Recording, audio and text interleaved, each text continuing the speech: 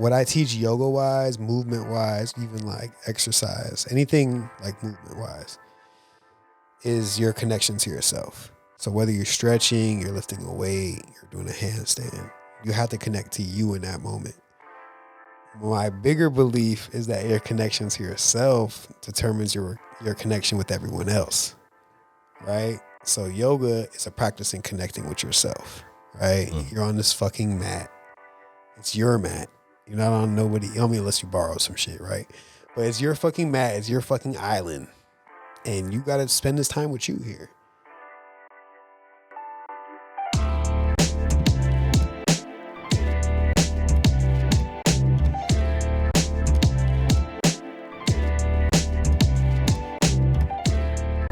Welcome, everyone, to the Simple Conversations podcast show. I am your host, Daniel Balwager. Man, I know it's been a hiatus, but you know what? We made some changes in here. We're adding a little bit to the studio. We put some stuff on the wall. You know, we got some new lights, so hopefully are liking it or fucking with it or whatever. Clean. Yeah, so I'm just really appreciative again to have this space. Come here and talk with my friends. We got a full house tonight. We got people in here in the studio hanging out, so I appreciate y'all, man. So much love every time we come in here. But without further ado, man, I have such a dope guest. This guy, he is a movement connoisseur, a vibe provider, and a cool motherfucker. Who the fuck you talking about? Man, hey, we talking about you, He is in this bro. motherfucker. We talking about you. We talking about me? Oh my gosh, look. Shit. His mama calls him Evan. Okay. Yeah, or Pookie. Or Pookie. We ain't got to talk about that. Hey, but these Atlanta streets out here, they call him Eazy, Eazy. A.K. Eazy Splifferace, A.K. That Easy guy. Money. I just made that up. Is that I was on like, the list? yeah, I'll take that shit. take- all right, Abundance. we're out here making comes money. in every which way. Yes. Thank you so We're much. here to receive. Man, bro. I welcome you, bro. Thank you, man. Thank you so much for coming. Thank through you, and spending studio time with audience. me. It's a blessing to be here. Yes. Goddamn. Thank you. Absolutely. Thank you. Man, E, you know, you and I, we go way back. I want to say 2 weeks ago. Yeah. It's been a And good, I went, it's been a and, good trip so far. and a friend of mine invited me to a pool party. And I was just like, bruh, I just went hiking. I'm really tired. I don't know, man. But he's just like, bruh, you got to come and meet this guy. Who told you? Ace or? Oh, yes. Yeah. Our boy Ace. Ace here. Okay. He's here in the Yeah, building. yeah, Shout out to yeah. Ace. Ade Milner. Kwaku. Yes, he's the man. Okay, so I didn't know you went hiking before you came to the party. Yeah, so I already had a good workout. So it was perfect time for you to jump in the fucking pool. It was the perfect time, but you know what? I wasn't ready for the yoga session. See, that was the thing. You know, it's They like, didn't tell you that part. yes, I'm gonna tell you a vulnerable moment here. Okay, This is a talk to me. vulnerable moment. I haven't done yoga in a very long time. Okay. And also stretching has been my kryptonite Right. when I was younger. Okay. So I always knew it's like I need to really work on my stretching or do something every day, and that will be able to create Yeah, better yeah, yeah. functionality. So I've always had these thoughts. Yeah. And, you know, when Ade brought the pool party idea to me and the concept that you're doing and how you're bringing all these different people together, I was just like, wow, you know what? I got to check it out. I got to Yeah. see what's up with that. And then how I just saw everybody that was dedicated to their craft and be able to, you know, guide them in the right direction and everyone responding in a positive and open, welcome way. Like, that was beautiful, bro. Damn. That was awesome. So just being able to do that you. and do the the yoga sessions where I was just like, oh my God, these stretches, like I haven't moved my body like this in You like feel it. 10, 15 minutes. It's crazy, bro. Or like, did I say 10, 15 I was like, minutes? well, damn, what you? I'm sorry. I had in 10, 15 years. That's what I meant to say. My bad. I'm You're late. good, bro. I'm sorry. I had a little bit too much Nah, tequila. man. It's cool, man. We support that. But it's crazy because like here's a misconception. Oh, that's one of my questions. But I mean, do we want to get into that? This is just a quick one. This ain't got shit to do go with ahead. nothing. All right, This is tell real me, quick. tell me, talk to me. So everybody who's watching this, whether you're not flexible, like let's say today you cannot touch your toes, right? Let's say a month from now, 2 years from now, you could touch your toes, you could do a split, whatever, right? A lot of people think just because now you're flexible, you could do a split, that you're not going to still feel tight. Yeah. No matter what, you're still going to feel tight. But my tightness is different from your tightness. You see what I'm saying? Oh, I got tightness like a motherfucker, bro. It's like I'm tight. Hey, man. When I grew up, tight was good. You know, you'd be like, that shit is tight. It's a good thing. Yes, absolutely. Yes, but- you gotta like it tight, man. I love it tight too. Facts. but But the misconception is that if you tight, now you quote unquote flexible, you're not gonna feel tight. You still gonna be like, there's days, bro, like I could do middle split, straight split. There's days where I'll be sharp like, oh shit. Especially if you work out. If you work out, you gotta work extra hard on your flexibility gains because that shit is like tightening the muscle. Now you try to stretch it. So it's like a constant back and forth. Mm-hmm. So we'll talk about that later. But yeah. Yes. Keep stretching, y'all.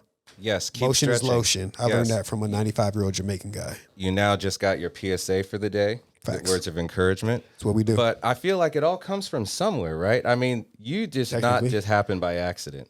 Kind of. There's, well, like me as a person or like what I do? I'm just saying as far as just like who you are as a person and what you got going on, I feel like you have an amazing story to tell. And like, I feel like there's a lot of people that still don't really know you or the real you out there, but what you present, but people still rock with you though. Yeah, man. They still rock with you. Shit. They be rocking with me. And I love that. All right. I've always felt like I was like a people person. But as I got older, what I realized is that like one of my gifts is connecting. And like what I teach yoga wise, movement wise, even like exercise, anything like movement wise, is your connection to yourself. So whether you're stretching, you're lifting a weight, you're doing a handstand, you have to connect to you in that moment. My bigger belief is that your connection to yourself determines your connection with everyone else, right? So yoga is a practice in connecting with yourself, right? You're on this fucking mat. It's your mat. You're not on nobody, I mean, unless you borrow some shit, right? But it's your fucking mat. It's your fucking island. And you got to spend this time with you here. It don't matter what the fuck they doing. Like, we all doing the same shit, but wherever you at today. I wish I took pictures of when I started doing this shit because nobody believes me. Everybody like, oh, you was a gymnast. Well, wait. This is what we're gonna do because I want to get into all of that. Go ahead, but it's man. like it's but I feel like it even started even before then. Like, bro, like where are you from? Where did you grow shit, up? like originally. Yeah. So it all started for me way back in a time where cell phones didn't fit in your pocket. They were rather large. And only white people with convertibles could have them. It was a time in the 80s where crack was prevalent. Nah. But I was born in Miami. Miami, 305. shout out. Yes, go. Miami is really interesting for me because my birthday is actually 305. Okay. And I know we was talking about numerology earlier and shit. And like 3s and 5s run my life. Like I'm a 5 of spades. I'm born on the 5th. I'm a 5 life path. Shit, and 3s are everywhere for me. My son's born on the 3rd. You know what I'm saying? Like, it's just, I always see 3s and 5s. But anyways, born in Miami, fucking to I don't know, I never met her. She was 14 when she had me. So I guess I don't really think about my origin story. So this is your mother you're talking about? Yeah, my birth mother. I was adopted. Mother. I was adopted from birth, bro. I never met my mom or father. But that actually, you know, when you talk about where I come from, I think that sculpted a lot of my childhood thinking because so the people that adopted me were Seventh-day Adventists. Okay. Super fucking religious. You know what I'm saying? They put me in Adventist schools, Adventist church, all that shit. My dad was like a minister of music, all that type of shit. And like from very young, I can remember being like my son's age, like 6 years old, like getting into arguments with like the Sabbath school teachers or something. It would be like the equivalent of like Sunday school for the Seventh-day Adventist church because they go to church on Saturdays instead of Sundays. So I remember getting into like religious arguments at the age of like 6 and 7 because my whole concept was like, y'all saying this is the one and only thing we can do, but like I'm adopted. Like I may not even have been here. I might have been Buddhist, Jewish, you know what I'm saying? Like all this other shit. And shit, why this gotta be the truth? So it like kind of like not skewed my mind, but like I was very open-minded, very young.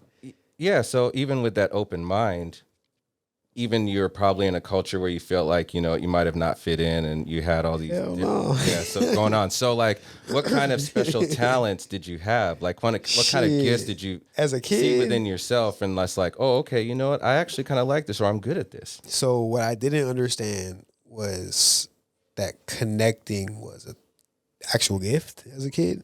Because even in like high school, I remember throwing like parties, like not even at my house. Like I would get somebody else's parents to fuck with me and let me throw a party at their house, like for all the high school kids. And like I had other friends and shit. So it's like I've always kind of did like the event coordinating thing. You know what I'm saying? But never realizing that as like a thing you could actually do as like an adult. You know what I'm saying? It's just like, yeah, let's throw a party. Let's bring some people together. Let's catch a vibe.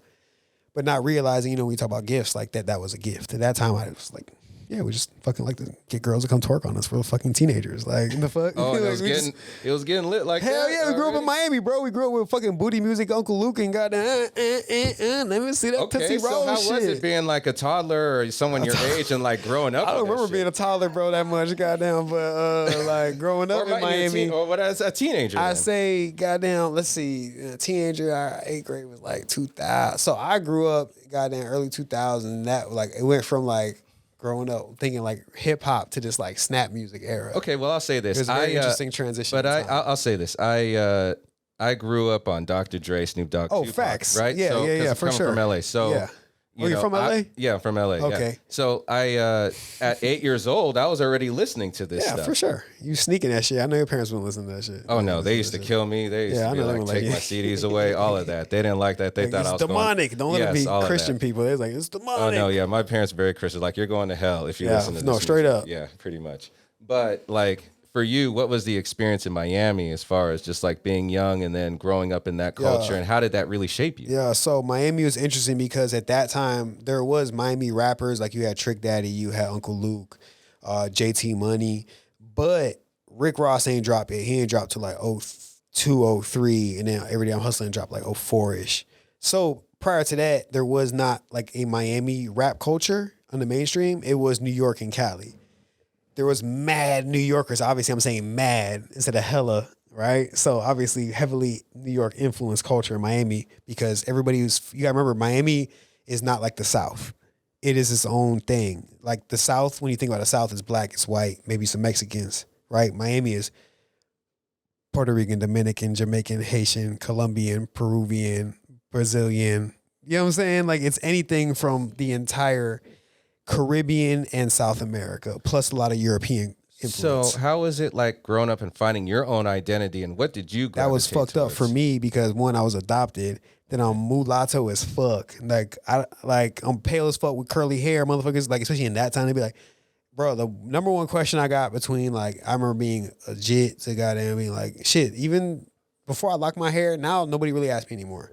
But before I locked my shit when I had curls and shit, bro, like I be in fucking Chipotle line and somebody be like, excuse me, like, what's up? They be like, what are you? I be like, what? What you mean? Like, I don't throw no sets. You know what I'm saying? They be like, oh, like, nah, like, where you all from? Like strangers would be asking me this shit. So it was kind of weird, bro. Cause then again, like, I didn't identify with like white people. You know what I'm saying? We didn't really have a lot of white people in Florida, like Miami. There's not a lot of like, just straight like white people.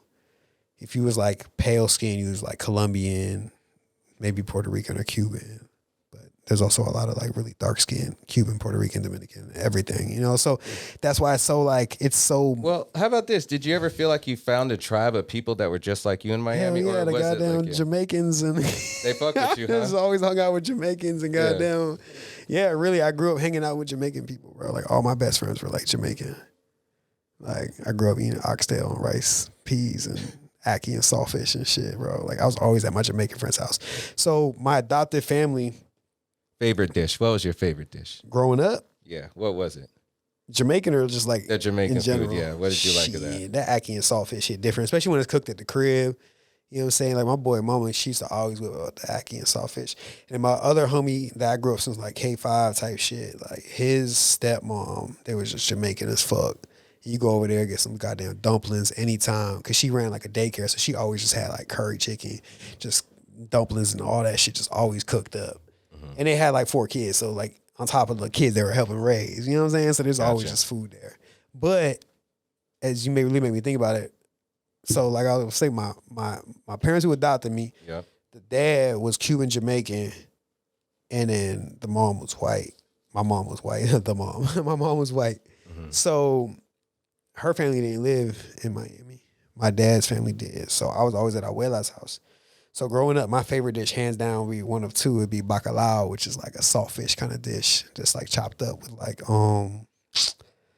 fucking like tomato kind of paste. It's fucking delicious. Yeah. And then which you can also find a lot in Puerto Rico.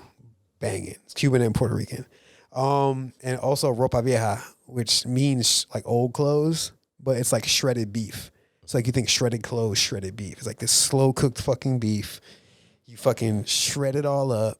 You you shred it, now you recook it with like onions, peppers, like red wine, and like tomato paste type of shit. Fire. That shit, like I can vividly remember eating that shit off the pot. Goddamn, just eating like she ain't in the kitchen. Eating that shit, grab a plantain or two, you know what I'm saying? Like Caribbean style. You already know. Like African style too. That's plantains and rice and beans and some goddamn kind of meat. Like we all eat the same shit, just flavor it different. Mm-hmm. You know what I mean? So what is it that you know about your mother? Like that birthed me? Yeah. Shit. All I know, they said she was like 14 when she had me. 14? Yeah. So I think about that. I'd be like, damn. 14 years old, I would not want to be having a kid at 14. Because that's like, what, 8th grade, 9th grade? Yeah. That sucks. Like, I don't want to be a fucking freshman mom. Like, teen mom, that sucks. Like, I've watched that show. That shit's a lot, bro. Like, I got a kid, man. I'm goddamn 37 now. Have my kid at 31. That shit was a lot of 31, bro. I couldn't imagine being half that age. Like, I know one of my really close homies. It's funny. He was the manager when I used to teach swimming lessons, and I used to lifeguard. And my homie was the manager of the pool. And I used to always think he was older than me. That motherfucker was like 8 years younger than me. But he had a kid at like 14. So he was like super forced to like grow the fuck up. Like his energy was just like old motherfucker energy. You know what I'm saying? Like I'm here, that's like. Yeah, and that's a very interesting conversation about like how it is being like a young teenage father and then trying to make that happen. Same with the mothers too. I feel like they have their stories as well. Especially if you don't have a support system. Yeah. Like kids need support systems for sure. Okay. So who was the mother figure in your life? My mother who adopted me. Your mother who adopted Yeah, you. she was super fucking cool, super intelligent. A lot of what she did affected me too later on, not affected me, but like how she raised me. She was an English teacher, a drama teacher. So she, very young, I remember like, she'd be like, oh, you want to play fucking Pokemon? You got to read this book and write a book report, like to play Pokemon. So I had to read a lot as a kid. I used to read all the fucking time. And then there were like, my dad was a musician, so like I wouldn't play the piano, which is a major regret. I wish I would have took the time because he taught that.